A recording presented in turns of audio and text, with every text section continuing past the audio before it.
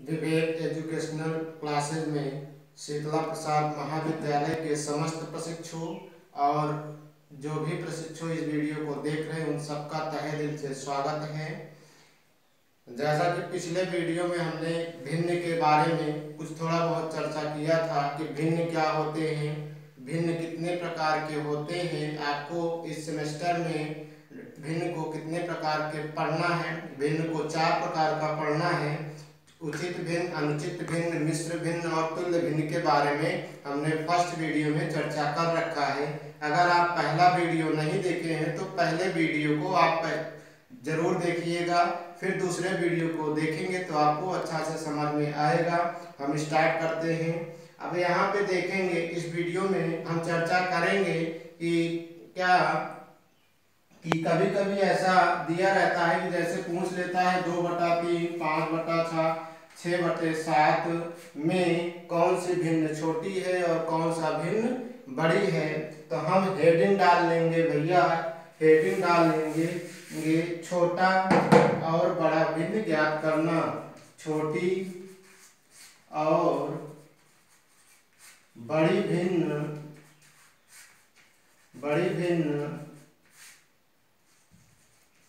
ज्ञात करने के नियम। ठीक ना भैया, ये हमारा हेडिंग है। आप हेडिंग डालिएगा कि छोटा भिन्न और बड़ा भिन्न कैसे निकाला जाता है और कैसे जाना जाता है। तो लिखेंगे नियम नंबर 1। नियम नंबर 1 में हम लिखेंगे यदि कई भिन्नों के हर समान हो तो, यदि कई भिन्नों के हर समान हो तो उस भिन्न में जिस भिन्न का अंश सबसे बड़ा होता है वह सबसे बड़ा भिन्न होता है, तथा अंश जिसका सबसे छोटा होता है वह भिन्न सबसे छोटा होता है। कैसे, उदाहरण के द्वारा देखते हैं कि जैसे क्या कहा गया कि अगर आपको जैसे हर समान वाली कई भिन्नें दे दी जाए, जैसे 2/3, 5/3, 6/3, 9/3 में पूछा जाए कि इसमें सबसे बड़ी और सबसे छोटी भिन्न कौन सी है, तो हम देखेंगे तो लिखे क्या है। इस तरह अगर आपको भिन्न दिया जाए तो हर में जिस भिन्न का हर सबसे बड़ा होगा वह भिन्न सबसे बड़ी होगी, अर्थात हर क्या, ये अंश क्या है, सबसे बड़ा है, इसलिए ये कौन सा होगा, बड़ी भिन्न बराबर कौन सी भिन्न है भैया, बड़ी भिन्न बराबर क्या है 9/3, तथा छोटी भिन्न बराबर क्या है भैया, छोटी भिन्न बराबर 2/3। नियम नंबर 1 में हम यही समझे हैं कि जिस भिन्न, अगर आपको समान हर वाली भिन्नें दे दी जाए तो उस भिन्न में अंश जिसमें सबसे बड़ा होगा वह सबसे बड़ी भिन्न, तथा अंश जिसका सबसे छोटा होगा वह सबसे छोटा भिन्न होगा। नियम नंबर 2 लिखेंगे। नियम नंबर 2 में हम लिखेंगे, क्या लिखेंगे, लिखेंगे समान अंश वाली भिन्नों में यदि, क्या लिखेंगे भैया, लिखेंगे समान अंश वाली भिन्नों में यदि जिसका हर सबसे छोटा होगा वह भिन्न सबसे बड़ा, तथा जिसका हर सबसे बड़ा होगा वह भिन्न सबसे छोटी होगी। जैसे अब यहाँ देखिए कि अब आपको कुछ भिन्नें दे दिया है 3/7, 3/11, 3/9, 3/5 में सबसे बड़ी भिन्न कौन सी है। तो हमने अभी आपको लिखवाया, क्या लिखवाया कि समान, जैसे अगर आपको कई भिन्नें दे दिया जाए समान अंश वाली, पिछले नियम में, फर्स्ट नियम में लिखे थे समान हर वाली, दूसरे नियम में लिखेंगे समान अंश वाली। असमान अंश में जिस भिन्न का हर सबसे छोटा होगा वह भिन्न सबसे बड़ी होगी। तो अब इसमें देखेंगे सबसे छोटा भिन्न इसमें कौन सा है, छोटा हर कौन सा है 5, इसलिए बड़ी भिन्न बराबर क्या होगा भैया, बड़ी भिन्न बराबर क्या होगा 3/5। और छोटी भिन्न बराबर क्या होगा भैया, सबसे छोटा हर कौन सा है, छोटी भिन्न बराबर क्या होगा, सबसे बड़ा हर क्या है 11 है, तो क्या होगा 3/11। ये हमारा बेसिकली रहा। इसका ज्ञान हमें अच्छी तरह से हमें ये ज्ञान होना चाहिए कि अगर आपको समान हर वाली भिन्न दे दिया जाए, उसमें से पूछ लिया जाए बताइए भैया इसमें से सबसे बड़ी भिन्न कौन सी है, तो उसमें तुरंत बताइए। जिस समान हर वाली में जिस भिन्न का अंश सबसे बड़ा होगा वह भिन्न सबसे बड़ा, और जिसका अंश सबसे छोटा वह भिन्न सबसे छोटा। ये नियम नंबर फर्स्ट था। नियम नंबर 2 क्या है? अगर आपको समान अंश दे दिया जाए, समान अंश वाली कई भिन्न दे दी जाए, उसमें से अगर पूछ लिया जाए कि बताइए इसमें सबसे बड़ी भिन्न और सबसे छोटी भिन्न कौन सी है, तो आप तुरंत देखिए समान अंश वाली भिन्नों में से किस भिन्न का हर छोटा है। तो जो सबसे छोटा होगा, जिस भिन्न का हर सबसे छोटा होगा वह भिन्न सबसे बड़ी होगी, तथा जिस भिन्न का हर सबसे बड़ा होगा वह भिन्न सबसे छोटा होगा। ये हमें ज्ञात करना है। अब नियम नंबर 3 लिखेंगे। नियम नंबर 3 में सबसे पहले हम क्वेश्चन लिख लेंगे समझने के लिए कि क्वेश्चन में क्या है। 2/3, 4/5, 6/3, 3/2 में से सबसे बड़ी भिन्न तथा सबसे छोटी भिन्न कौन सी है। अब देखिएगा, इसके पहले आपने समान हर वाला पढ़ा, समान अंश वाले भिन्न को पढ़ा, लेकिन अब यहाँ पे देखेंगे कि अलग अलग क्वेश्चन दे दिया है, ना तो अंश समान ना तो हर समान। अब इसमें हम कैसे ज्ञात करेंगे कि कौन सा भिन्न छोटी है और कौन सा भिन्न बड़ी है, तो इसके लिए हम कैसे ज्ञात करते हैं। अब यहाँ भिन्न क्या दिया है, 2/3, 4/5, 6/3 और 3/2 में सबसे छोटी और सबसे बड़ी भिन्न। अब देखिए, छोटा और बड़ा भिन्न ज्ञात करने के लिए सबसे पहले हम हर को समान कर लेंगे। हर को समान कर लेंगे। हर को समान करने के लिए हर का हम लघुत्तम समापवर्तन निकालते हैं। तो देखेंगे 3, 5, 3, 2 का लासा क्या होगा, कैसे निकाला जाता है। 3, 5, 3, 2 का लासा सबसे पहले हम किससे काटेंगे, 2 से। 3 उतरा, 5 उतरा, 3, 1 हुआ, फिर किससे काटेंगे, 3, 1, 5, 1, 1, फिर 5 से काट दिया, 1, 1, फिर 1, 2 3 6 30। लासा कितना आया भैया, 30 आ गया। एक भिन्न में हम लासा से गुणा कर देंगे। 2/3 गुणे 30, फिर कामा 4/5 गुणे 30, फिर कामा 6/3 गुणे 30, फिर कामा 3/2 गुणे 30। अब इसको हम हर कर देंगे। अब क्या होगा, 3 दहम 30, तो यहाँ क्या हुआ, 10 दूनी 20, अर्थात इसका मान 20 आया। अब फिर 5 छंग 30, 4 छंग 24, इसका मान 24 आया। फिर 3 दहम 30, 6 दहम 60, इसका मान 60 आया। अब फिर कितना हुआ, 15, 15 तिया 45, इसका मान 45, इसका मान 60, इसका मान 24, इसका मान 20। तो पूछा है सबसे छोटी भिन्न तथा सबसे बड़ी भिन्न, तो सबसे छोटा भिन्न, अब इसमें से सबसे छोटा मान क्या है, 20 है सबसे छोटा, इसलिए क्या होगा, छोटा भिन्न बराबर क्या होगा, 2/3। अब बड़ी भिन्न बराबर सबसे बड़ा मान किसका आया है भैया, 60 का, तो 60 किसका मान है, 6/3 का। यही हमारा क्या होगा, आंसर होगा। आपसे क्वेश्चन कैसे पूछता है, क्वेश्चन देखिए हमने जैसे लिख दिया है, आपको क्वेश्चन दे देगा, अब पूछ लेगा कि सबसे छोटी तथा सबसे बड़ी भिन्न बताइए। तो अब देखिए 6/5, 9/5, 3/5, 4/5 में सबसे छोटी तथा सबसे बड़ी भिन्न बताइए। तो आपको देखने से ही कुछ स्पष्ट होगा ये कौन सा नियम है। तो नियम नंबर फर्स्ट, कौन सा नियम, नियम नंबर फर्स्ट आप पढ़िए, उसमें लिखा होगा कि अगर समान हर वाली भिन्ने, फिर से सुनिएगा भी, अगर नहीं लिख पाए हैं तो फिर से लिखिएगा, या समान भिन्न वाली, समान हर वाली भिन्नों में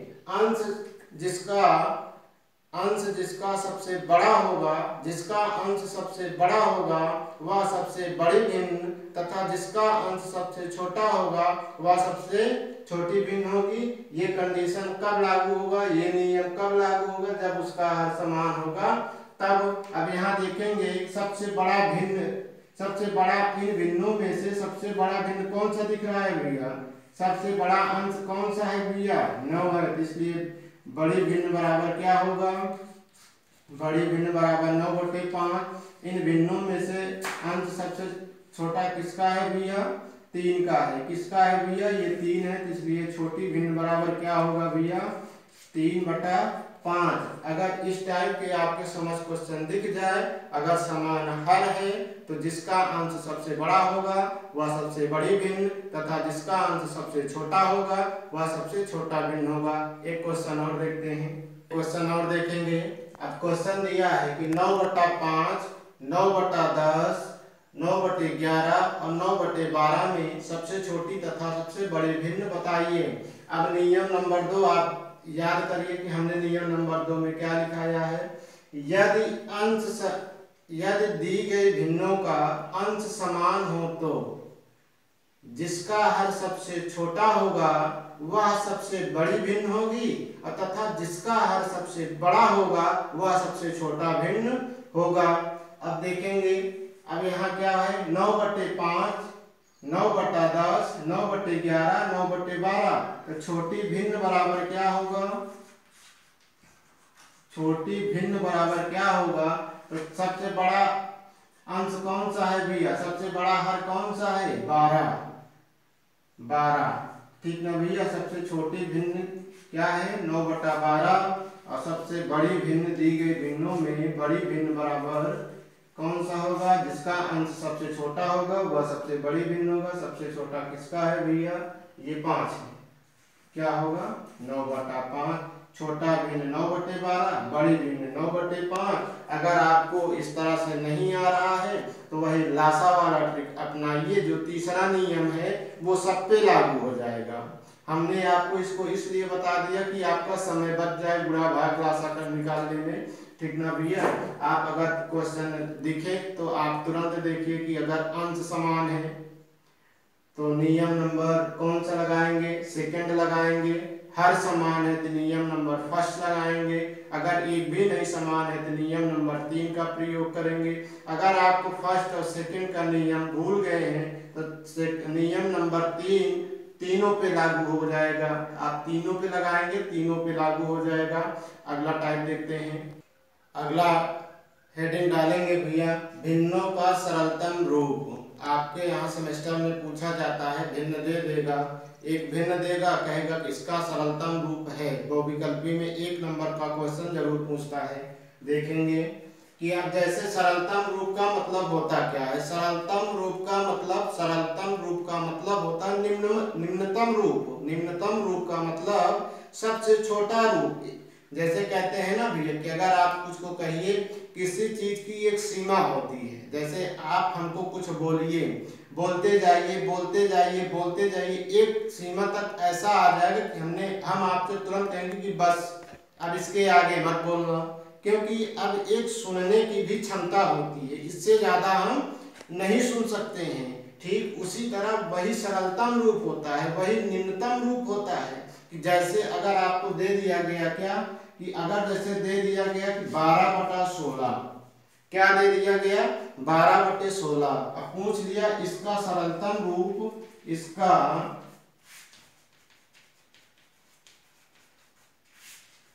सरलतम रूप या निम्नतम रूप होगा। क्वेश्चन आपके समक्ष एक ऐसा पूछ लिया। तो देखिए अब ये 12/16 है, 12/16 है। तब इसका सरलतम रूप हम कैसे निकालते हैं? इसका सरलतम रूप हम ऐसा करेंगे कि अब देखेंगे इन दोनों का मासा, महत्तम समापवर्तक अगर आपको आता है तो और अच्छी बात है, अगर नहीं आता है तो भी देखिएगा, हम दोनों बताते हैं। इन दोनों का हम मासा की बात नहीं करेंगे, हम जब मासा पढ़ाएंगे तब बात करेंगे। अब देखेंगे 12/16 है, तो अब इसमें देखेंगे इसको में से एक अंक ऐसा लेंगे, एक संख्या ऐसी लेंगे जो 12 को भी काट दे, 16 को भी काट दे, अर्थात एक संख्या ऐसी लेंगे जिसमें के पहाड़े में 12 भी आता हो और जिसके पहाड़े में 16 भी आता हो। अब देखेंगे, अब यहाँ देखेंगे कि 2 हमारा ऐसी है, 2 क्षण 12, 2 तिहाई 6 बराबर हमारा ये क्या हुआ 6/3। अब क्या ये फिर से कटेगा, 3 एकम 3, 3 दोनों 6, तो ये हमारा क्या हुआ 2 हमारा सरल। हमारा थोड़ा सा मिस्टेक हम ध्यान नहीं दे पाए। अब यहाँ 16 है ना भैया, तो 2 8 16। अब फिर देखेंगे इसका भी सरलतम रूप है, ये 6 है, ये 8 है, 2 तिहाई 6, 2 चौक 8। तब इसका सरलतम रूप कितना आया भैया 3/4 आया, यही हमारा सरलतम रूप होगा। अब एक क्वेश्चन और, 12/14 का सरलतम रूप होगा, तो 12/14 का सरलतम रूप कैसे निकालते हैं भैया 12/14। अब देखेंगे अगर काटने का जो नियम होता है कैसे काटते हैं, हम वही संख्या लेंगे जो अंश को भी काट दे और हर को भी काट दे। तो देखेंगे अंश में 12 है, हर में 14 है। पहला चीज देखेंगे और दूसरा चीज देखेंगे, ये इकाई हुआ, ये दहाई हुआ, ये भी इकाई, ये भी दहाई। अगर इकाई में सम हो, यहाँ भी सम हो, यहाँ भी सम हो, तो सबसे पहले 2 से काटिएगा। तो 2 से काटेंगे, देखेंगे 2 छंग 12, 2 7 14 बराबर क्या हो गया 6/7 आ गया। अब देखेंगे अब ये सम आ गया, ये भी सम आ गया। अब ऐसी कोई संख्या नहीं है कि जो दोनों को काट दे, इसलिए इसका सरलतम रूप क्या हुआ 6/7 हुआ। बताएंगे तो इस चीज को और अच्छे से हम वहां स्पष्ट करेंगे। अब देखेंगे इसके आगे, जैसे फिर से एक क्वेश्चन फिर जैसे आपको दे दिया क्या कि भैया आपको जैसे दे दिया 24/48 का सरलतम रूप होगा, ठीक ना भैया, का सरलतम रूप होगा। तो कैसे लगाएंगे, अब यहाँ देखेंगे ये हमारा 24 है। अगर आपको 24 का पहाड़ा पता है तो ये क्या होगा 24 एकम 24, 24 दूना 48, ये हमारा क्या हुआ 1/2 हुआ, यही हमारा आंसर होगा। अब एक क्वेश्चन फिर देखते हैं कि अगर जैसे फिर से आपको दे दिया क्या कि जैसे फिर से दे दिया क्या भैया, दे दिया 32/48 का सरलतम रूप होगा, 32/48 का सरलतम रूप होगा। अब एक हम आपको नियम बताते हैं कैसे निकाला जाता है। अगर आप खंड करना जानते हैं तो 32/48 का निकालना है, देखिए हम निकालते कैसे हैं, एक और बढ़िया तरीका जानिएगा, ठीक ना भैया। 32 को पहले आप क्या कर लिए खंड कर लीजिए, 2 एकम 2, 2 छंग 12, फिर 2 8 16, फिर 2 चौक 8, फिर 2 दूना 4, फिर 2 एकम 2।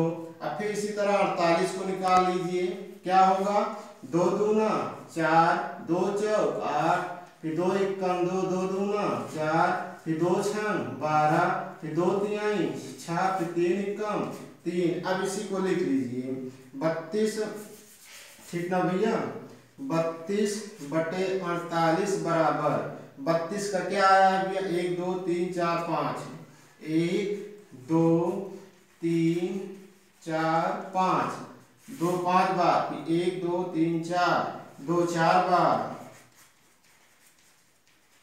गुणे 3। अब देखिएगा 1 2 से 1 2 कैंसिल, 1 2 से 1 2, 1 2 से 1 2, 1 2 से 1 2। अब कुछ ऊपर नीचे कटा नहीं कटा, क्या बचा 2/3। तो यही हमारा सरलतम रूप हुआ। अब आप समझ चुके होंगे सरलतम रूप का मतलब क्या हुआ, इससे अच्छा आप नहीं समझ पाएंगे, इससे ज्यादा कोई भी ट्रिक नहीं है। अगर इससे ज्यादा हम स्पष्ट करेंगे तो आपका सरलतम रूप महत्तम समापन तक बताएंगे तो वहां भी स्पष्ट करेंगे। ये आप अच्छी तरह से लिखिएगा। अगला टाइप देखते हैं, ठीक भैया, आप डाल लीजिएगा भिन्न को दशमलव में बदलना। आज का वीडियो हमारा यहीं तक रहेगा, क्योंकि हम छोटा छोटा वीडियो बनाएंगे ताकि आपको देखने में आसानी हो। कल के वीडियो में अब हमारा स्टार्ट होगा, कल आपको हम थोड़ा दशमलव क्या होता है, दशमलव की स्टार्टिंग कहाँ से हुई, दशमलव का अर्थ क्या होता है, दशमलव के बारे में बताएंगे। फिर उसके बाद भिन्न का जोड़, भिन्न का घटाना, भिन्न का गुणा, भिन्न का भाग कल ही के वीडियो में हम समाप्त करेंगे ताकि हम लैंग्वेज आधारित क्वेश्चन पे आ सकें, ठीक ना भैया। लेकिन फिर से आपसे अनुरोध है कि अगर हमारे वीडियो को चैनल को सब्सक्राइब नहीं किए हैं तो सब्सक्राइब जरूर करिए, लाइक भी करिए और शेयर भी करिए और ज़्यादा से ज़्यादा संख्या में लोगों को इस वीडियो के बारे में, इस चैनल के बारे में बताइए, ताकि लोग जितना भी इसको देखेंगे उतना ही हमारा मनोबल बढ़ेगा। इसी के साथ आप घर पे रहिए, स्वस्थ रहिए। कल के वीडियो में फिर से मिलते हैं।